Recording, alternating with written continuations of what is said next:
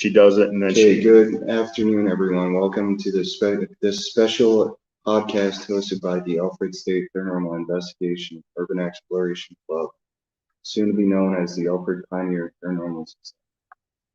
We are joined with our guest Frank from the Buffalo Phantom Paranormal Group. Today is the National Ghost Hunting Day. This location has a very haunting history and has left people with unexplainable experiences, including myself. They're going to be doing a live today for the National Ghost Hunting Day holiday. So, would you like to go ahead and explain to us what the National Ghost Hunting Day means to you? To me, it means a pair of unity. There's ghost hunting groups all over the world that do their live feeds, they'll do podcasts, they'll do YouTube videos, they do all kinds of stuff.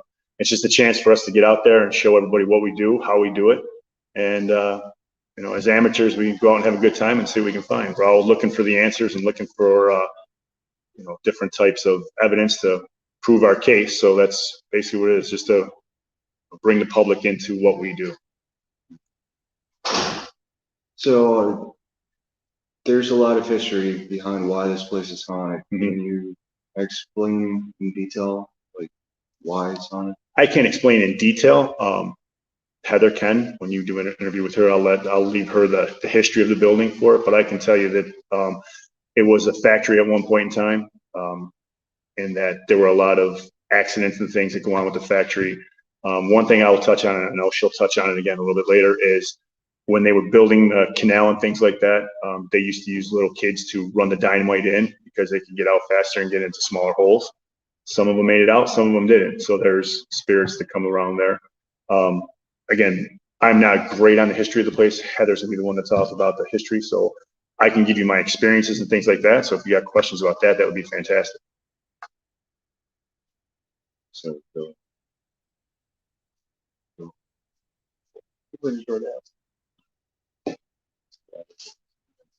Also, how are your experiences here specifically?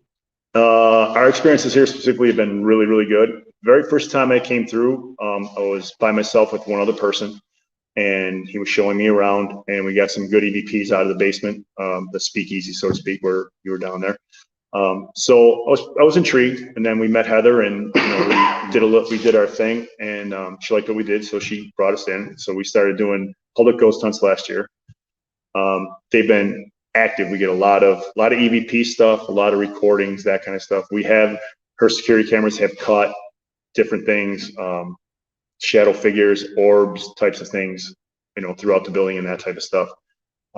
My partner Tony, who's not here right now, we were doing an investigation probably 2 months ago because we do them once a month during the summer, and he had taken a group out to the next location. I ran back to use the bathroom. When I come out of the bathroom, the whole hallway was energized, and you've been in the hallway, and I'll show you guys where it is. It was completely, I just could feel all the energy walking through. And when I got to the end of the hall, as clear as I'm talking to you, the voice said to me, "Wait for me." It stopped me dead in my tracks. I mean, seriously, I'm like, "What did you just say?" I was dumbfounded. I was just like, I've never actually heard that before. We've heard EVPs and it's cool. Never heard that before. So I'm like, all right, look, I have to catch up with the group. You're more than welcome to come. And then in a whisper, I got, wait for me. I was like, this is just fantastic. So I took off. And it followed me down, whatever it was, followed me down the hallway because I could feel the energy. And once I got to the doorway, it just stopped dead completely. It was gone. The energy was gone. For whatever reason, it either couldn't cross over, felt it couldn't cross over, or just felt it was time to go back to where it was. But the energy was just completely gone. So that was a great experience for me. We've had some other experiences with some other groups. We were doing a private investigation with some friends of ours that we go out to other locations with. And we were sitting down that hallway again. That hallway seems to be something. And Heather was actually sitting against the wall. And she went to reach for the door, and she got touched inappropriately. So she told us about it, so we're all right. So we did a EVP burst. We all asked a question, we all said something, and it burst lasts maybe about a minute or so at the most, and then you see if you get a response. Well, Heather said something, Tony said something, the other two girls we were with said something. When it came to me, I said, keep your effing hands off of the girls. They're not yours to touch, do you understand? So we played it back, and we didn't hear it. After my voice said what it said, we all heard. So whatever was there was an intelligent spirit because it knew it got caught. Because they were saying things, but once I told him to keep, he knew what the deal was. So that was a pretty cool incident. So there's been a lot of activity. You can never guarantee the activity because you don't know what's going to happen. It's like going fishing. Sometimes you get something, sometimes you don't. But knock on wood, we've had some really, really great experiences here, and we just hope they keep up. So is there like specific places where activity happens, such as like a shadow figure? It doesn't seem to stay in like one specific area because it happened up here and that happened way back. I guess it depends on what the energy of the building is. Sometimes the presence of the shadow is I lost words what I'm trying to say. The intelligent spirit is one where you do an EVP and you'll get a response. The residual is what I'm looking for. The residual is one it just goes about its daily life.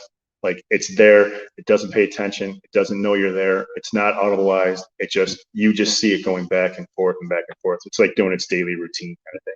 So in some of these areas, yes, there is a residual that just does their daily routine and goes back and forth. I would have to assume that there are some that do travel from spot to spot in here.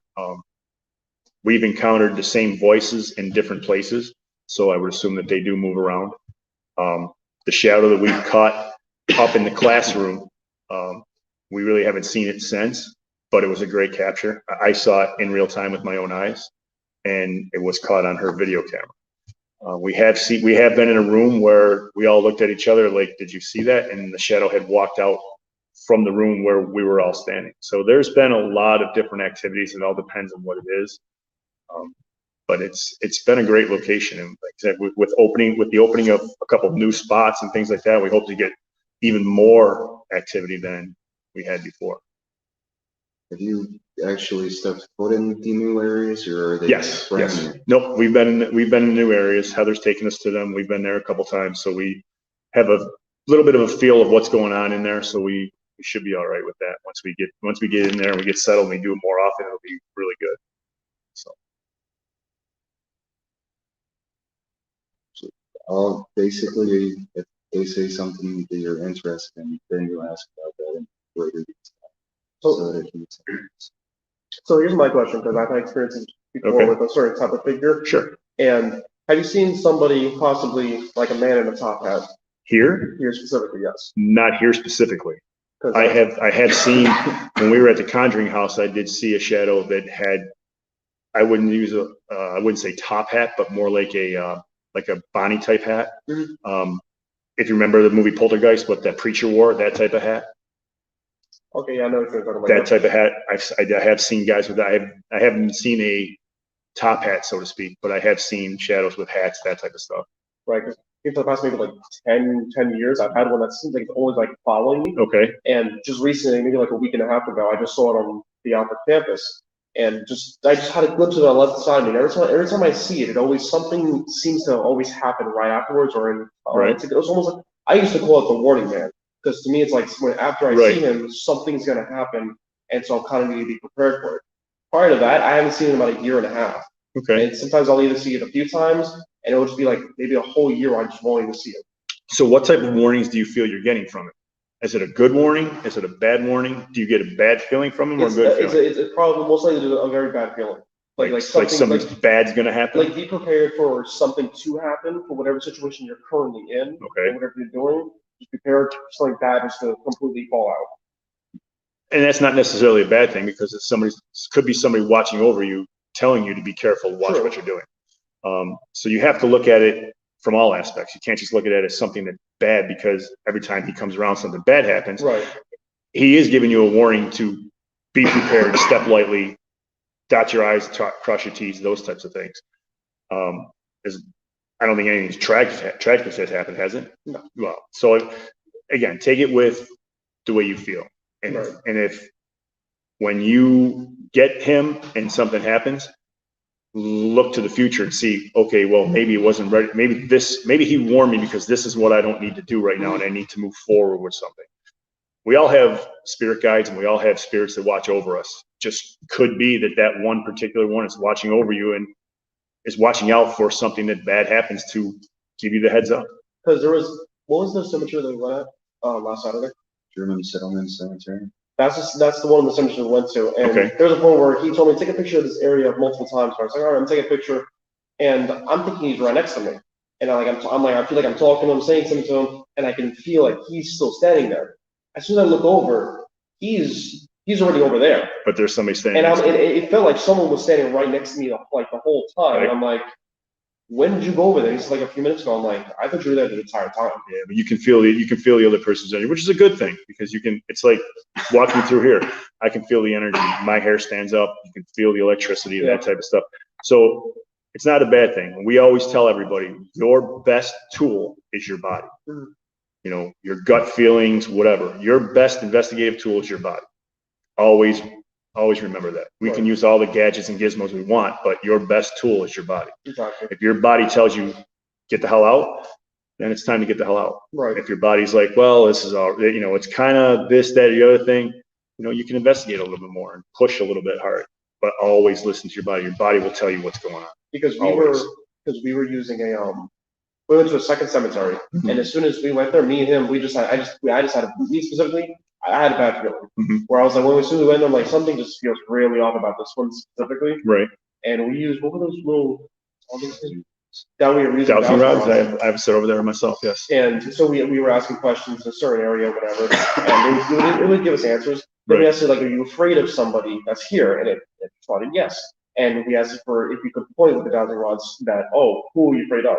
It pointed one to me and then pointed to someone else. Mhm. And I'm thinking to myself, why is this a thing? It's hard. It's hard when you're using dowsing rods to, usually they're yes or no questions. And Right. if you do say, can you show me specifically who you're afraid of? Both of the rods will go to you or go to one person. Yeah, because it first had gone to me and somebody else in like completely different directions. Right. And then when I guess we did it again, then at that point It came back to we you. asked specifically if it was towards one person, and it was kind of like yes and no, but when it went to me, it was very hesitant on answering. Right. I mean, I've had a lot of experiences in the past like 10 years with, it could be just Sure, absolutely. just seeing things, dreams. And you have to remember too, and people don't want to believe this, but spirits are mischievous. Oh, They yeah. will lie to you. They They will yes. mess with you. They will lie to you. You Especially always if have you're to be using a pendulum. using a pendulum, using any type of the machinery, all this stuff. If you want to, when you're getting EVPs and you're getting things, you're contacting them. You want to, if you really want to know, if somebody says, "Who are you?" and it says "Grandma," okay, great. So what you do is you go on for a little bit, and they answer your questions, and then you hit them with a question that only your grandmother knows, Right. and that it'll either go silent or the answer will be wrong. So you know that you're really maybe not talking to your grandmother. Because if your grandmother and you are the only one to know that answer, the answer will come through. Right. So that's how if you really want to determine whether or not you're getting screwed with, it's a good way to try to figure it out. Also, yeah, that's a very good point.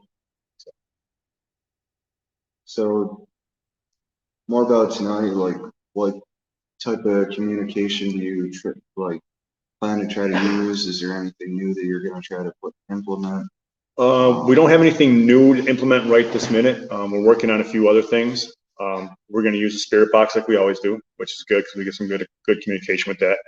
I'll use the real-time EVP player, which I think I've used with you guys before.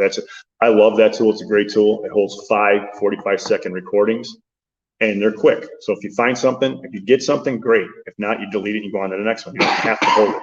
You can attach it so you can record it or whatever you need to do with it. We usually just take a picture or a video of it when we do it, and then we post it, that kind of thing, and we just kind of get rid of it.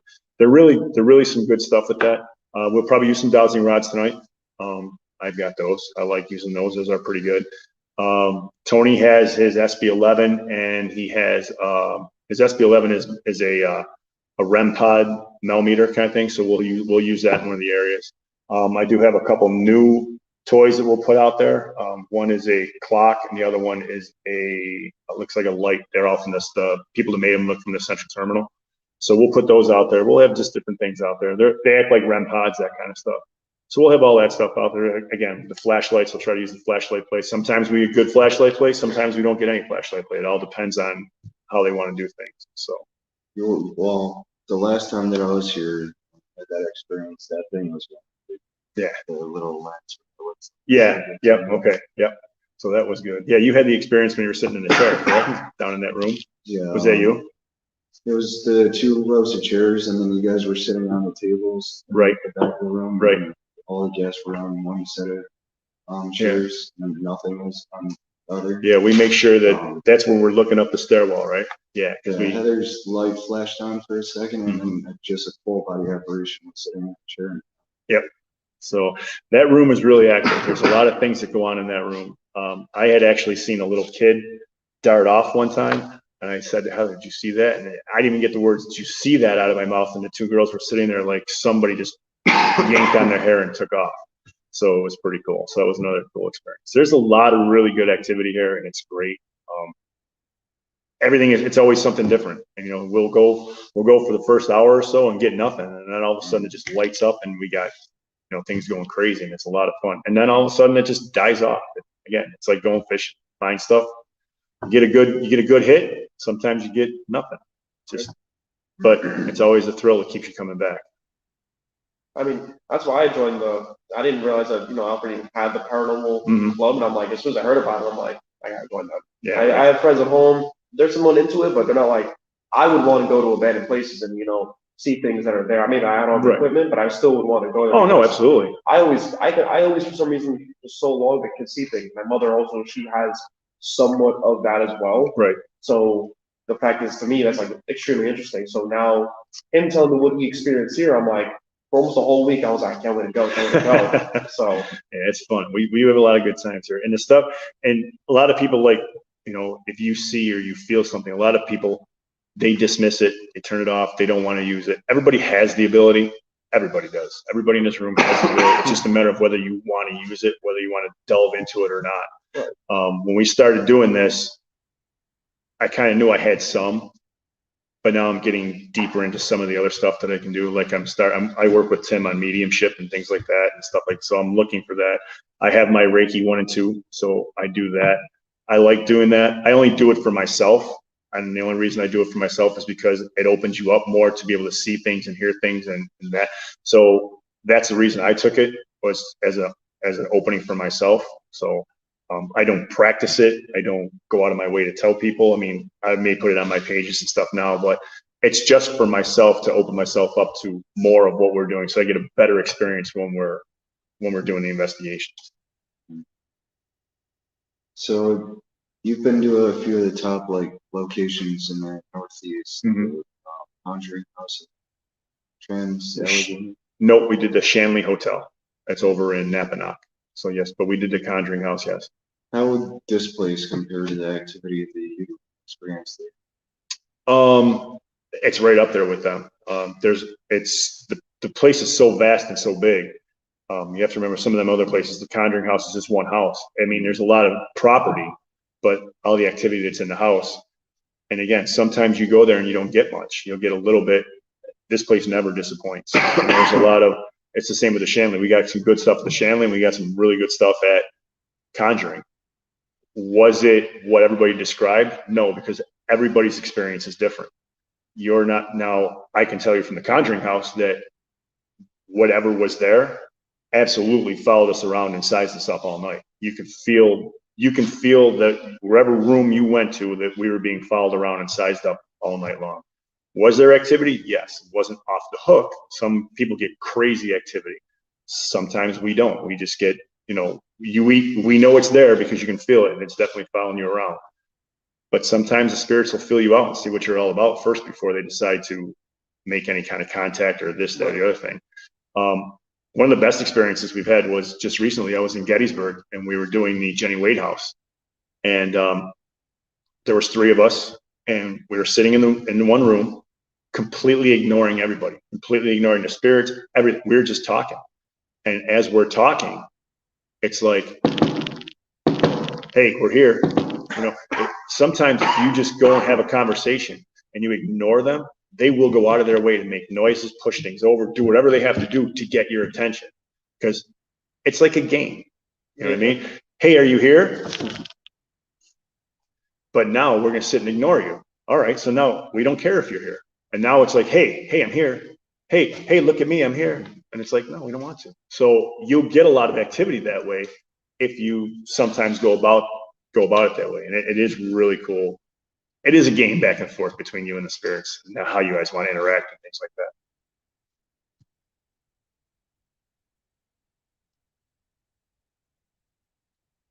Is there finance? Is it? It might be. I don't know. Why, you losing it a little bit? It might be. No, it's right. Yeah, 20 does. Yeah. Yeah. Do you have any tips for?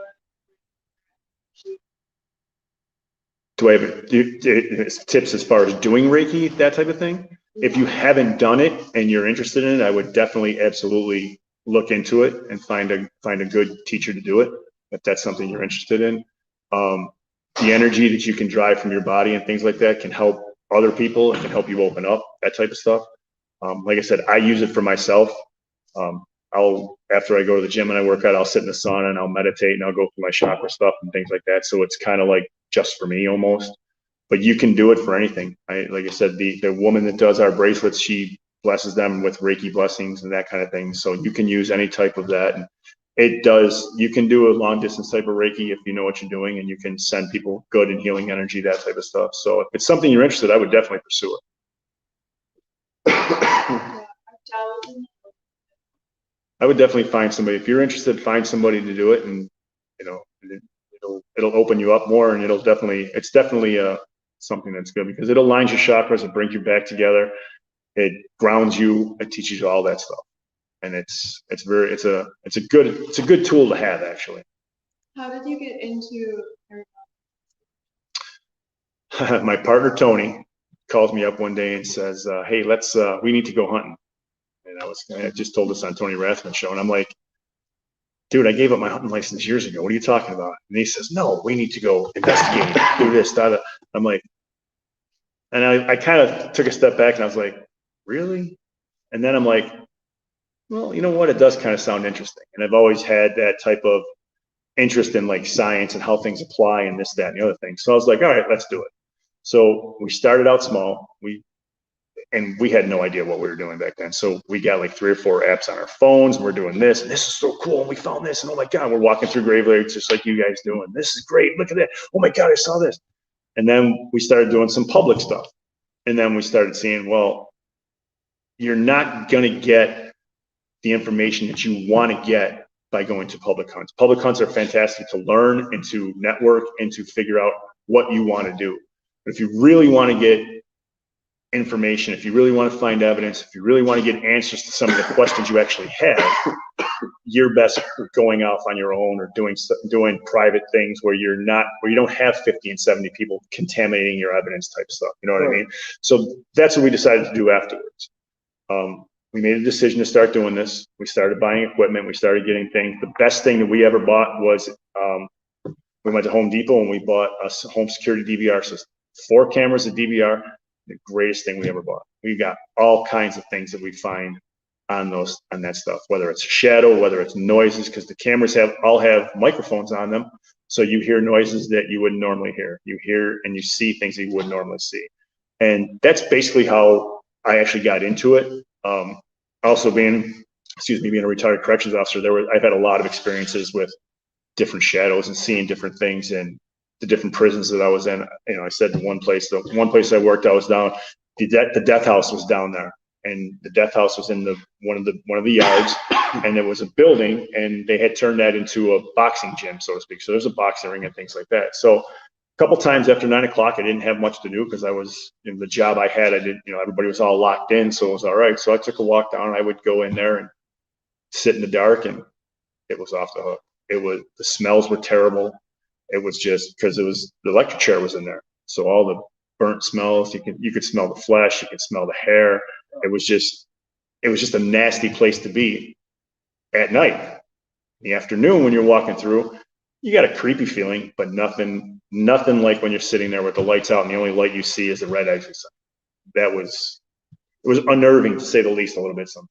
And that's, I've been around a lot of nasty people and that really doesn't bother me, but that was kind of made your skin crawl sometimes. So that's basically how we got into it.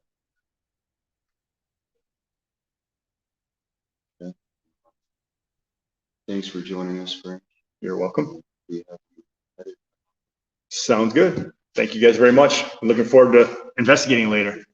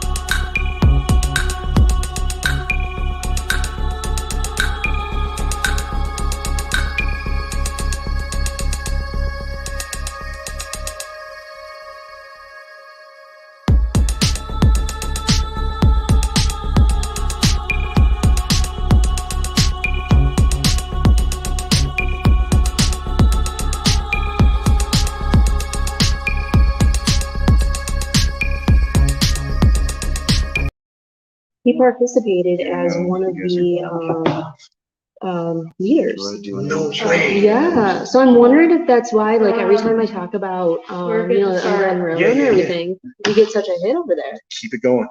Yeah, Run what? with it. Absolutely. I was wondering if there was any connection, and then, Absolutely run with it. yeah. Absolutely, we'll do that tonight. Absolutely. That's great. Hi. No. Very good. Are we good? Yeah, we're on. Oh, gosh. I Hello. guess start with introducing yourself. Okay. Heather Germer. I'm the owner of the Old Western Block Complex. Oh, all right, let me run to the bathroom. I'm gonna take, he must go to the speak. Okay. I'll be right back. We're live. So you own this building. Yes. Yep. Anyone died in this room? In this room, I'm not sure. It's kind of difficult to track where people have passed away. We do have some reports and some documentation left over on some of the casualties that occurred here. But it's very difficult because this complex is about 2.4 acres, and some of the injuries and deaths were reported, some weren't, some were documented, and some weren't. For instance, we've got what's called a raceway, a waterway that goes under the building in our complex. And during Prohibition, they used to utilize that to get rid of problems, people. So there's absolutely been casualties here, both accidental as well as intentional. But it is a little difficult to pinpoint exactly where all the things have occurred. So could you give us a little bit more history of the building? Yes. All right. So the Western Block, actually, this complex, the property itself, was formed back when they were digging out the Erie Canal.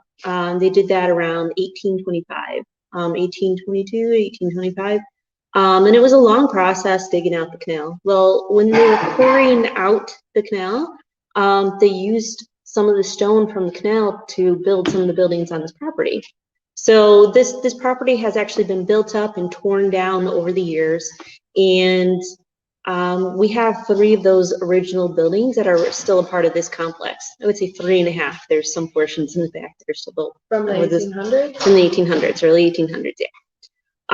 As the property progressed, there was banks here that got torn down. There was hide tanning companies here. Cotton batting company, but eventually there was a hotel. In 1888, Western Block, which had a small portion of the entire property, it started to expand, and eventually they took over what is now the entirety of this complex. After they left, they did sell off little parts of the property, so part of our Western Block company is across the street. Under a different owner now. But they they incorporated in 1888 and then closed in early 1990s. So we had a very long span of time here. Where did you grow up? Where did I? Oh, I grew up a little bit all over. My parents were in the military, so we traveled. So yeah, I went to Syracuse University and then came back to this area. And this is actually an arts and cultural center, so I had a studio here, which is how I became involved with property. So you're an artist? Sort of. I'm a photographer, website developer. Yeah. And you're a curator? Yes. Yep. Yes. So this is a arts and cultural center. I have been doing a lot of photography, but now that I run the cultural center, I do curate art for our galleries. We've got multiple galleries and classes and stuff like that. So being an artist, how you got involved in the building in the first place? Yeah. And why did you decide to become the owner of it? I actually went to school for architecture, and one of the projects we did in school was to rehab an old factory into an arts and cultural complex. And it was basically this project right here, and it was like my favorite project in college, and it had always been a dream of mine to run like an art school when I was little, as well as be involved in architecture. So through the years, I just gained different experience, general manager, COO of organizations, president of nonprofits, and the owners who had the property, who had first turned it into the Arts and Cultural Center, approached me when they were ready to retire, knowing my background, and asked if I wanted to take it over. So. So what experiences have you had in the building? Well, I'm still new and fresh to everything. It was the previous owners who had a lot of experiences, and they warned me before taking over the complex that I may hear things at night and stuff like this and that, and I kind of brushed it off. Within the first few weeks of being here solo running, I would have tenants come up to me and be like, "Hey, just so you know, I'm hearing something in the building. Somebody's here." And I'd check, and nobody was here. I myself would be in the building and go to say hi to one of the tenants who were here late at night too, and I discovered that nobody was here, but you could definitely hear footsteps. So it started off with little things like that. I've had a lot of people approach me saying they've seen things here, and you can hear music, you can hear people talking, and then when you go to check it out, you have no idea where it's coming from. And then I was connected with a couple of these guys. Actually, another person who introduced me to these guys, and it was through them that I started opening up and seeing more and discovering more, experiencing more.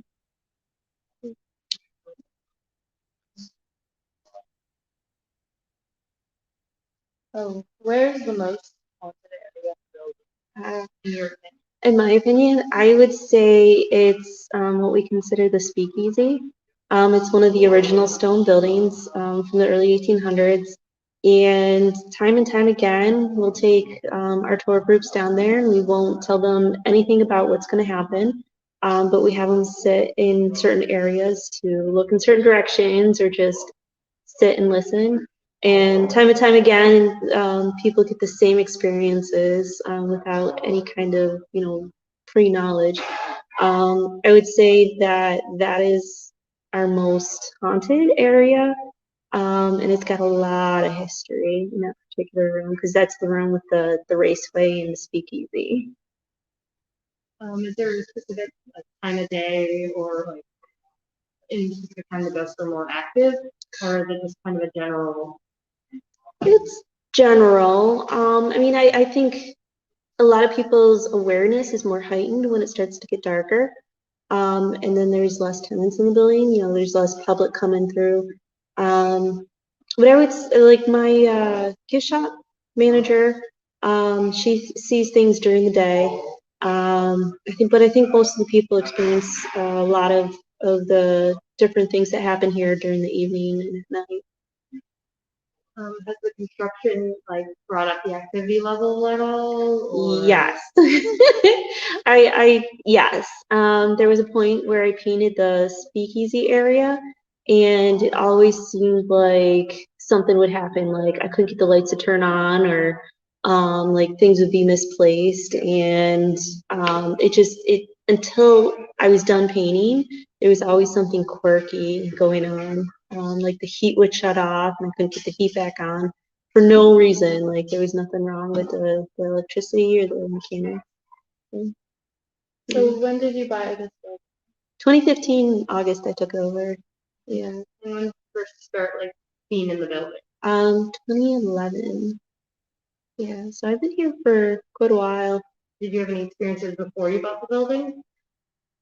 Yes and no. Like I experienced the same thing with, oh, somebody's here at night. But I was kind of, introverted, so I never really went out and looked for who might be here. But, after I started taking it over and really getting more involved, then I discovered that there's, some of these things happen at night. I'm not alone here. Yeah, just like walking down that corridor. No, you just were like, "Ta-da." I've never had a bad experience here. There's a couple spots where I felt uneasy, but I had a medium come through with me, and he's like, "Oh yeah, there's just a passerby right over here, and he doesn't want you to be around. He wants to be left alone." And it was a spot on the third floor of the really old building, and I could never get the light to turn on, and like this area just creeps me out. I don't know why. And so the medium was like, okay, well, I'm going to ask him that he can't be here anymore. I'm going to ask him to move on. And he's like, I want you to come here tomorrow and check it out and, see if you still get that weird vibe and, tell me if anything's different. So I came the next day and sure as crap, like I could turn the light on, no problem after that. And I didn't get that weird vibe. So there's never been an experience here where I felt fearful or I felt scared. I think that's the only time that I really felt uneasy. But it wasn't like I was fearful. It was just kind of like a weird vibe. So what is this construction like for this room? What is it for? This room was one of the mechanical rooms. Well, you guys can't really see because in the ceiling, there's a massive hoist and trolley system. So they would actually bring in their parts and some of their equipment got delivered through here, and they were able to build and ship. So this is one of the shipping areas at one time, as well as receiving.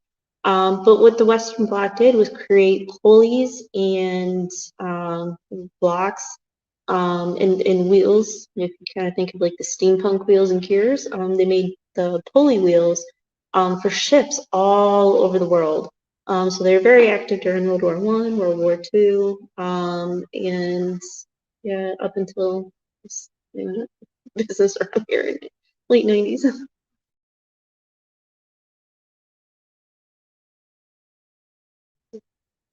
Oh, Yeah, so we're doing some painting because it needed a nice coat of love, which has been quite the experience because I don't think some of these walls have been painted in a good 40 years.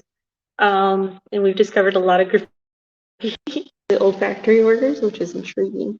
But anyways, this is going to be one of our mixed-use areas, classrooms, paint and sips. And we're going to use it as a gallery as well when we've got really large pieces of work to show.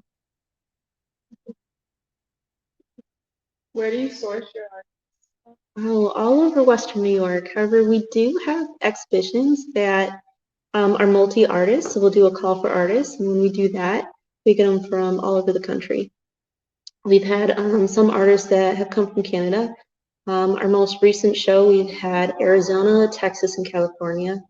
But right now we've got two shows that are going on through the October, month of October, and they're both very local artists from Western New York. So one of Yeah. them's our own resident artist, who's fascinating. Their studios. Yes, yep. So we have about 40 studios for artists to rent. And then, they've got 24-hour access. So, it's not abnormal for me to be like, oh, so and so is here. Let me go say hi. And then, they're not. So, yeah, it's a lively place. It's an intriguing building. But yep, our artists are like fun. Yeah, the show in there, I was like, coincidence, like super. He is an amazing artist. So he actually makes Freddy Krueger masks, and he wanted to do a solo show, and the timing's just perfect. But he had started painting only this year, 7 months ago, he said, and I don't know if you guys saw, his work. He's phenomenal. Incredible. Yeah, yep. So if you guys have an opportunity to check out his work, but his name's Dark Ride. You can find him on social media. So if you want to like see little pieces of his work, definitely check out or come here. Sorry, I had to blurb his stuff. But yeah, he explained like he makes Freddy Krueger masks. He does the latex for the silicone. I'm not really sure exactly what he does, but he also paints the mask as well. And he's got some familiarity in that respect of painting it, but to paint on a flat surface is completely different. And he said he has to approach it in almost the opposite manner of how he creates his mask. So it's really fascinating. He definitely has a style, and it's very fun. How did you get started doing like the tours and stuff? So I had another person who wanted to come through and check out the building, and he was a medium, and he eventually connected me with Frank and Tony. And it was Frank and Tony who suggested we do tours. It was something we had wanted to do prior, as a fundraiser for the gallery, so that we could provide, all those classes and services to the community in the arts. But it kind of just took on its own thing. Frank and Tony are awesome. They've got so much knowledge.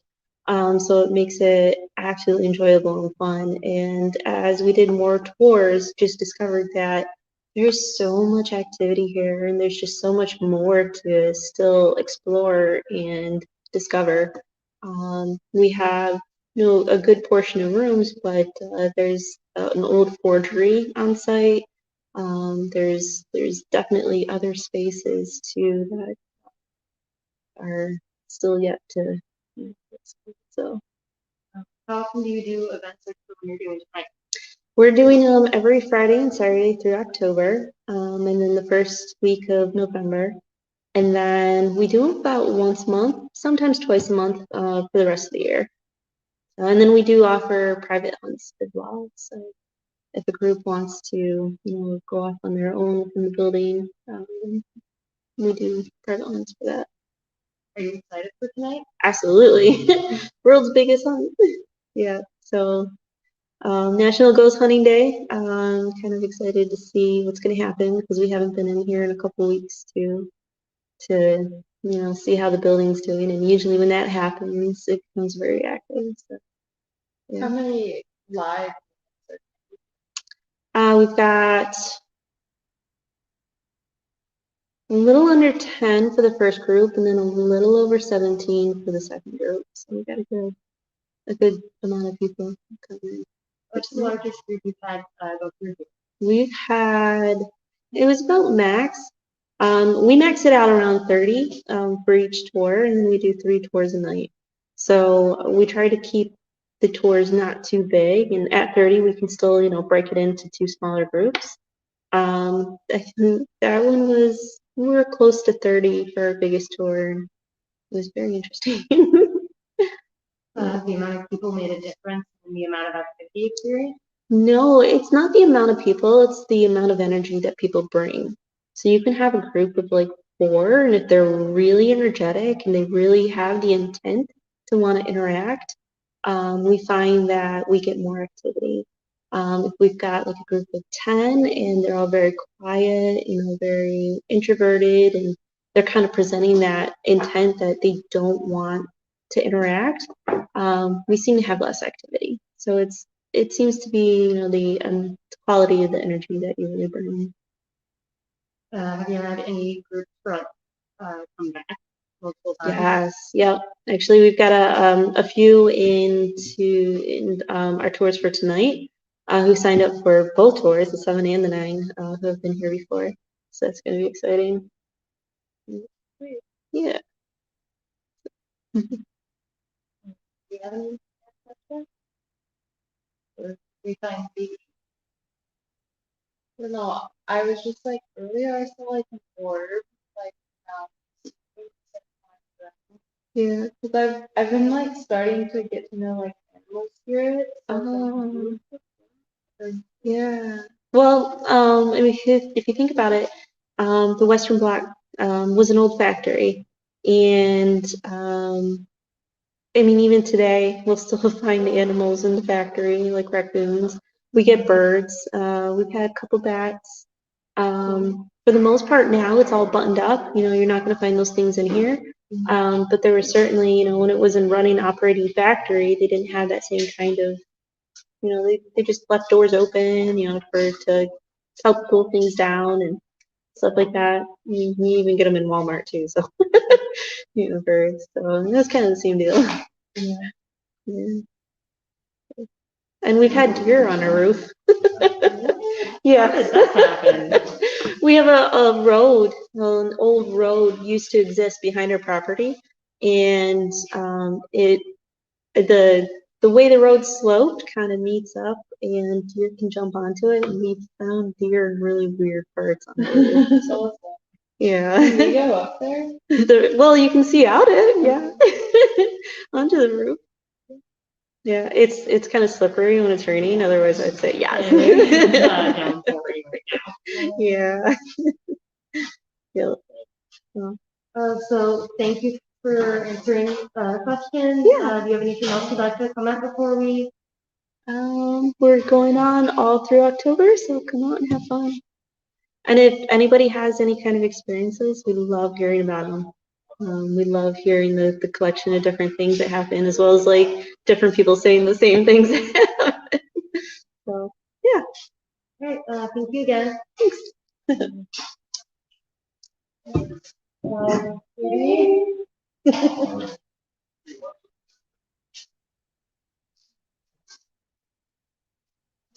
So, Wrecking. what is GD? Where is GD is what I was trying to say, but I was trying to like not look like I was doing something.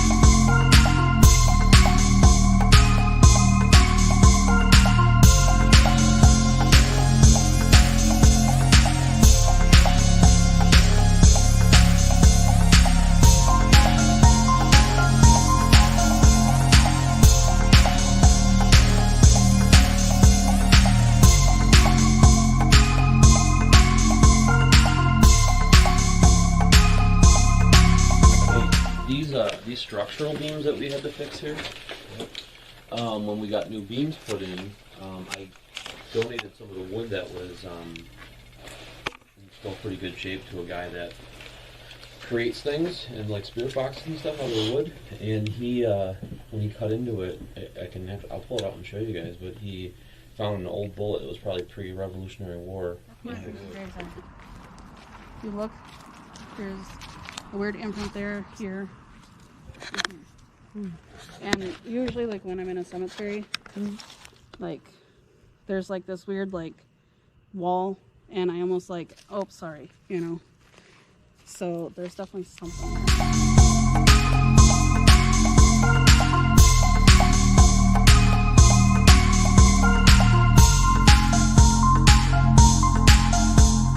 My first rite happened when I want to say 13, 12 years old, might have been 14. But I was out in the woods at night by myself, and one of the rites is you actually just have to spend a night alone. You could either be in the woods or a place that has a bunch of spirits interacting, so you could be in an old haunted mansion or something to that nature. And you just lie there still and are kind of focusing your thoughts to not have that anxiety or You know fear. what? When we were in that hunter-gatherer stage, way back when, you needed that sense in order to survive. That's the whole thing. You needed it. You know, you had to have the tribal nuclear family had to be able to survive, and that's what they used it for. But the problem is the more that you become complacent, and we always equate it as you start living behind walls. You're not, you know, you're in one area, you become an agricultural society, you start to lose it because you don't need it anymore. And the only people that really have it are priests and shamans and that sort of thing. But I always attribute it to something like muscle memory.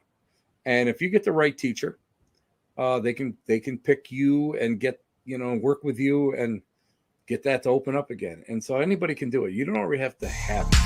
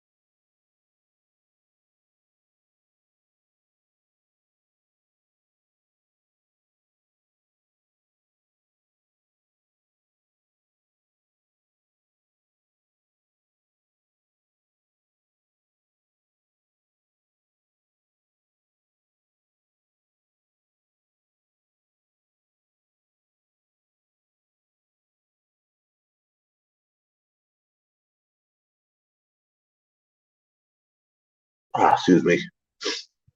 Okay, we're live right now.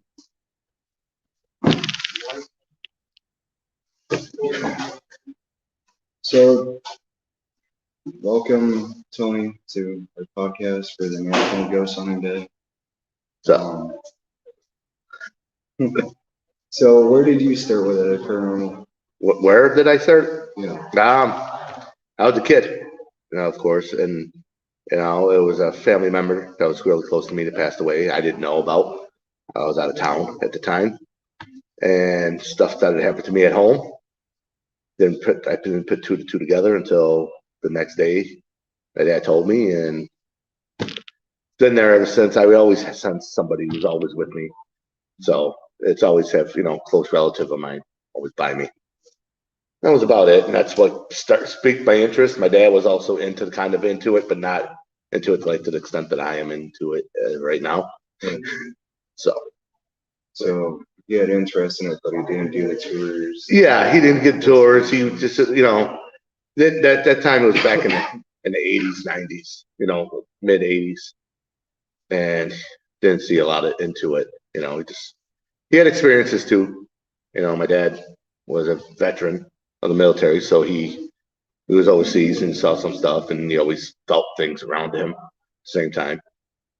It also wasn't as common back then. It was a no show. Everyone thought you were nuts if you saw something or thought you were touched or whatever. You were labeled crazy or whatever by people.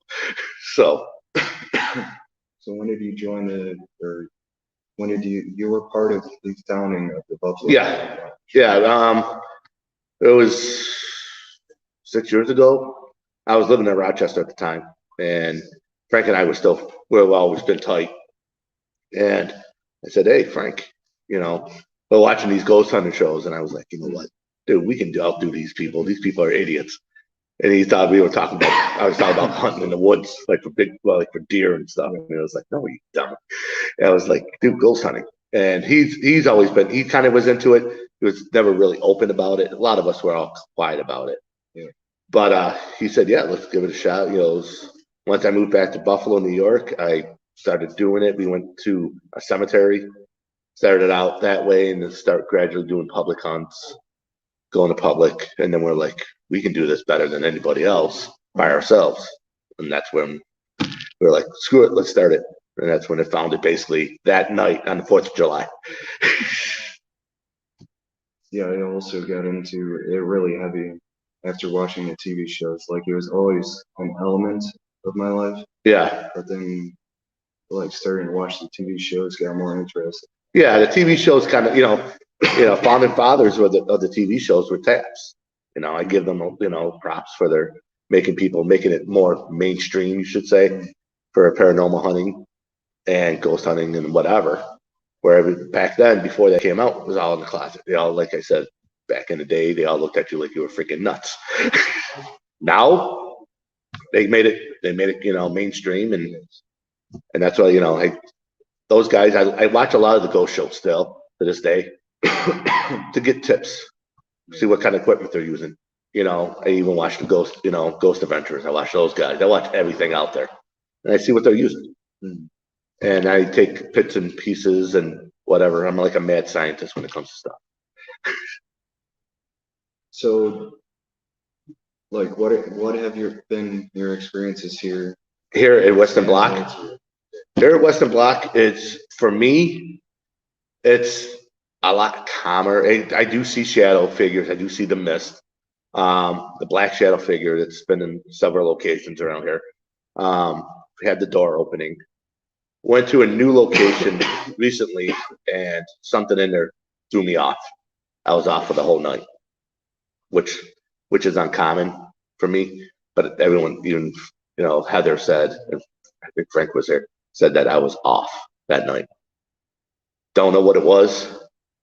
So my goal is to find out what it was, and poke and prod and figure it out, and provoke or whatever if I have to. 'Cause I'm not afraid of stuff happening to me, because there's already that happened to me. Touched, scratched, stuff like that, punched.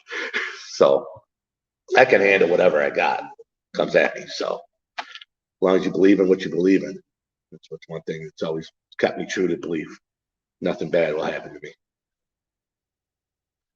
So is there like any new place that you have fondness for, or for other people to look out for?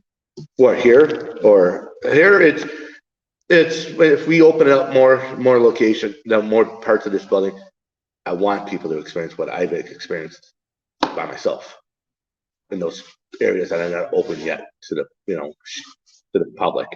I want people to experience and see and feel what I could feel, because the one area is legit. There's something messed up in there.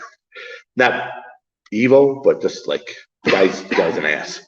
Gives a walk out. Oh yeah, Sneaky Pete. Oh yeah, she does that. She's slick on that. But other than that, Is there any specific experience that you've had that like really sticks with I have one with actually three of them. The first time we ever did a hunt together, which was at a location. I was in the location. I had all my gadgets out, and I'm sitting there filming. We're asking questions. And I feel something. There was a tug on my ear, and my ear turned bright red. It was like it got yanked. I went to Catholic school, so I know what it felt like. And my ear was like bright red. Now, after that location, we have it on video where on our DVR system, about maybe 6 months later, they knocked over my bag. And you hear them say, "We effing hate him." And that was my bag. So it's kind of like, really, dude? And I've been scratched at Burlington. We went down to Burlington County Jail. I was in a women's facility, in the women's part, and woke up the next morning. I had 3 scratches on my shoulder. I was like, "Oh, okay, cool." And that was it, basically. So, like, what does the National Ghost Hunting Day mean to you? To me, everyone just gets along and just wants to go ghost hunting. That's what it means, For me, we weren't really following the National Ghost Hunting until recently, We did our first one, I think 2 years ago, before the pandemic. We did it in Lancaster, where we're from, Lancaster Opera House. That's when we first kicked it off, and we just started doing it right from there. And we do it make sure we go somewhere every National Ghost Hunting Day. Makes it special for everybody, because a lot of people are like, "Oh, we like to do this," but they're too afraid. So, but we make it fun for everybody. So the way that I've found to see it is like a holiday for ghost hunters to feature like haunted places around us. Yeah. Just test out stuff and have fun, like everybody cooperating in the same thing at the same time. Yeah. Is there any special techniques you're gonna try tonight? Not really per se. Maybe when we do our private hunt, our solos, I'm going at that area that I feel I'm going after it. I'm like, sometimes I go after stuff that I know I shouldn't do, but I do it anyways. Something in my head tells me not to do it, but I'm like, forget about it. I still don't do it. And that's what I'm going to go do. If she lets me, that's up to her. That's up to Heather. I was gonna say, like for tonight, is it anywhere on your facility? Yeah, it's here. It's here. It's cover everything. I'm gonna once we're done with everybody tonight, we're doing our little thing. I don't know, and I'm going by myself. I'm going by myself into this area just to go after it, just to see. I'm curious because the area that we were in, I got touched. I felt a hand try to grab my arm, like hold my hand. It kind of goes like, what the?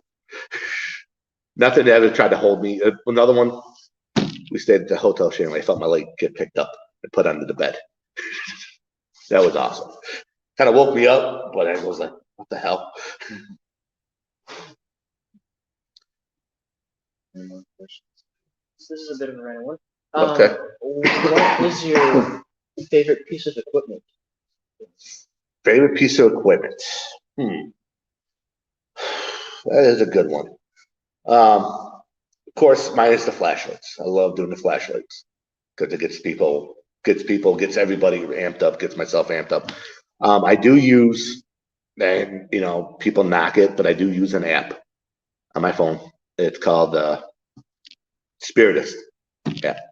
And the reason why I use it is I watch this guy on YouTube, and he's been on like paranormal, caught on camera and stuff like that.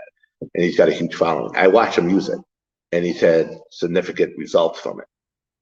So I used it one time just before Christmas. Here, I busted it out. I'm like, let's do this. It was just Heather, Frank, and I.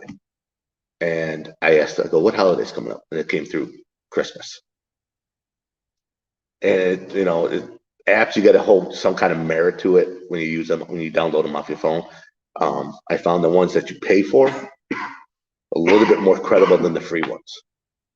And so far, the Spiritist has always panned out so far for me. So that's the one I use. I like that one the best.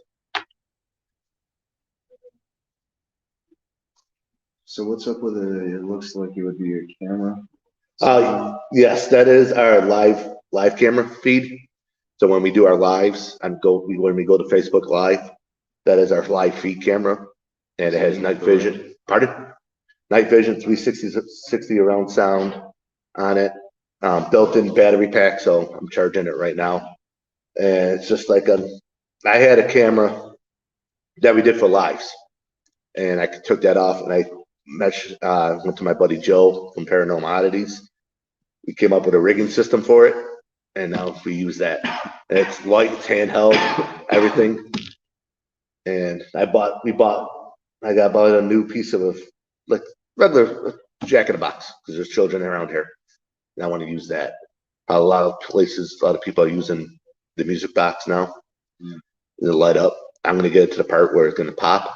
If you hear it, pop, then a little child's playing with it. There's reports of children around here, and I want to see if it does work. So that thing's gonna be coming around with me the whole time. So if it pops, everyone's gonna be changing their pants, especially me. Yeah, what we use is like a triangle. There's golf pins, I think. Yeah. And then a golf ball sitting on top of it. Yeah. So that if it's like something physical, it can actually move Yeah. the ball off of the thing. It's like if that happens, then there's something that's a lot of energy. Oh yeah, we've I've had my REM pod go off and all of a sudden drain instantaneously. We were at a location. Frank had his REM pod type style set up. I had mine, and he'd rather play with mine because we're sitting there asking questions in a part of a whorehouse, and we're asking questions. And I'm like, if you're coming upstairs, touch my REM pod. All of a sudden, it kept on going off. Wouldn't touch his, but it was going off on mine. So, and then another time here, his was going off, mine wasn't. So it was kind of neat. The spirits play with different things. They play with you just to play with you. So we came to the conclusion that what you were in life is what you are in death. That's our main conclusion and everything. If you're a jerk, you're going to be a jerk in death. If you're a prankster or whatever, you're going to be one in death as well. So. The other good thing to think about is like treat the spirits as if they were people. Oh yeah. The same respect, such. Yeah, you treat them with some respect, but certain ones that if you go to, like if you went to Gacy's house or Dahmer's apartment or whatever, where you treat them how they would, treat them with what they were, animals. Vile, despicable people. Now we've done prisons a lot, and sometimes Frank being what he was in the real world, we go that angle and treat them how they were treated, and we do come up with some good results at the same time when it comes to that part. But it depends on how everything goes, and we feel how everything plays out. we play by ear how the energy feels in the building or wherever it goes. Depends how we're gonna be nice or a little bit aggressive and poke and prod at the same time. So So compared to like other top hotspots, because you guys have been to like a Conjuring House style of a location, how would you say that this compares to those high chart locations? I heard it's hard to compare. You know, this place is very untapped. It's very raw. So for that it's because something new happens all the time here for us. Something we hear whistling or smell cigarette smoke or see something new always happens here. Unlike the Conjuring and stuff like that. Conjuring, when we were there, it seemed more standoffish to us, like it was watching us more than wanted to interact with us. It just stood back and was like, what the heck are these guys doing? Type of scenario. And in the other locations, some of them are just plain out show themselves to us that we've been to. It just all depends what's there. So, but here it's untapped, so we get whatever we get from here. It's awesome. So.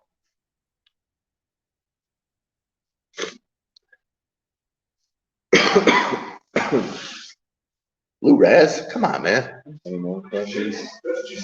Star Blast. Oh boy, honestly, I don't. Oh, the tea. I told you to get the tea. Oh, okay. So do you like practice any metaphysical stuff in addition to this? Not really. Frank stuff?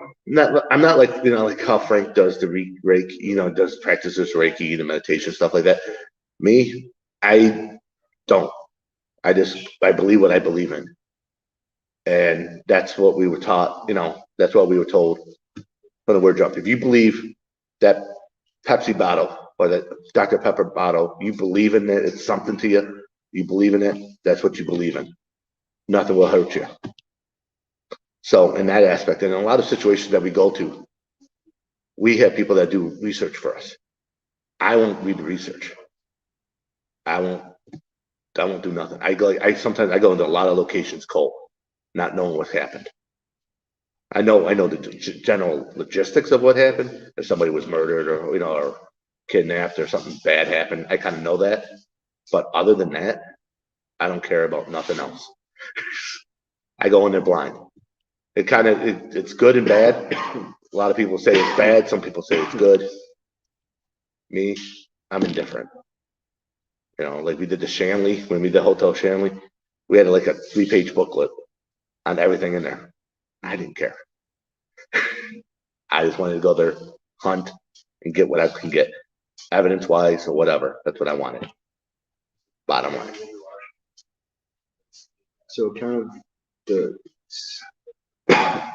as he was walking in the door, I thought of he used like ultrasound or something, like the way that you set up speakers so that it flows throughout the rooms out there. Yeah, I use a radio frequency. It's a high frequency pitch. I think you guys were here last time I used it.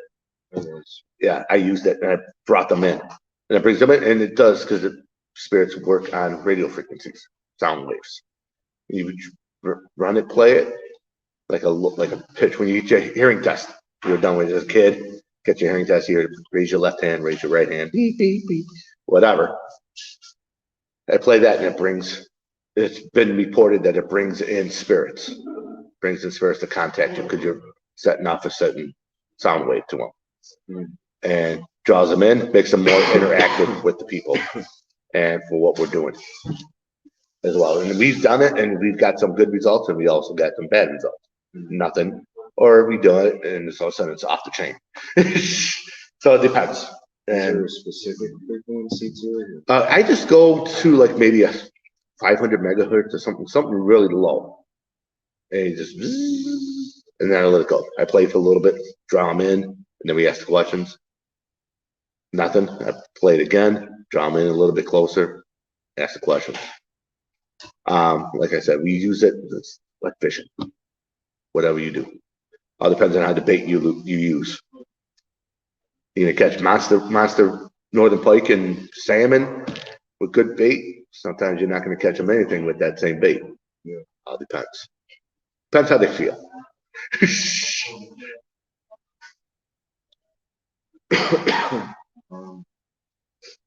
So you guys are gonna have, is it the first like special guest that you guys are? No, this is our second time we used one.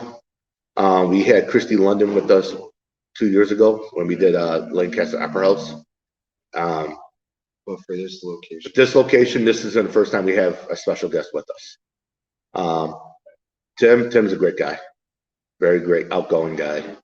Sometimes, pardon? He's worked with a club before. Yeah, but Tim sometimes is out there. He's out there a little bit, but he's cool. Tim's a good people, but we're here. This is the first time to use anybody, any kind of medium to be with us at the same time at this location.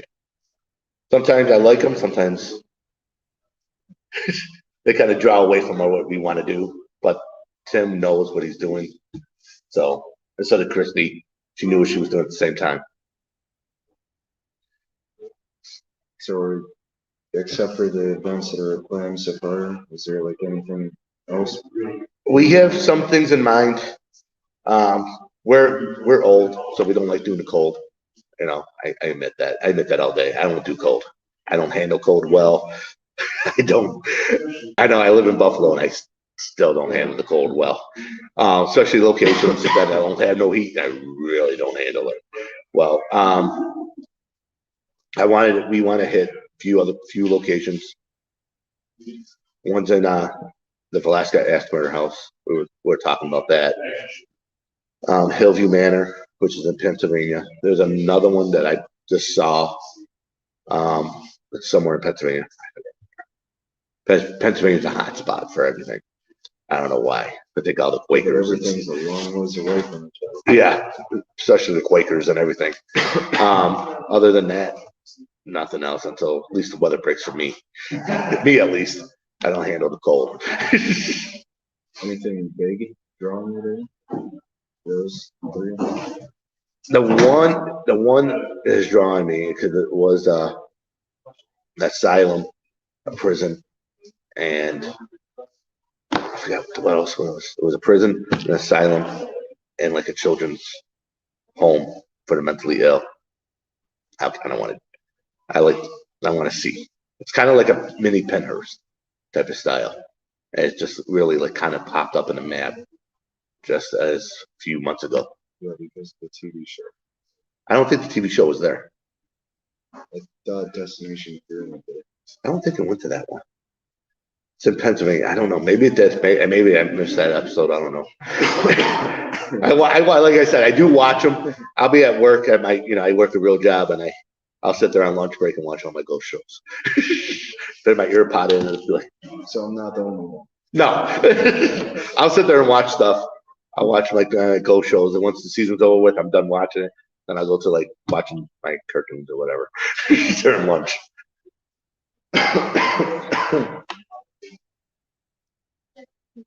Any questions? Good at thinking of questions. Usually just rift off, like if they say something interesting, ask about that. But thanks for joining us. Not a problem, man. It was a pleasure talking to you. You too. You guys have a good night tonight. Hopefully we get some good stuff. Good luck on the live investigation for the holiday. Right? Yeah. All right. Thank you guys.